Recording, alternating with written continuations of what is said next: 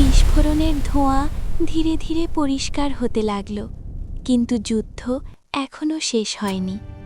সবাই ভেবেছিল শত্রুটা হার মানবে, কিন্তু সে এখনো দাঁড়িয়ে আছে। এই দৃশ্য দেখে গোজো একটু অবাক হয়ে গেল, কারণ শত্রুটি এবার তার সবচেয়ে ভয়ঙ্কর শক্তি ব্যবহার করতে যাচ্ছে। চারপাশে অন্ধকার শক্তি জমতে শুরু করল, কিন্তু গোজো শান্ত, যেন সে আগেই সব জানত।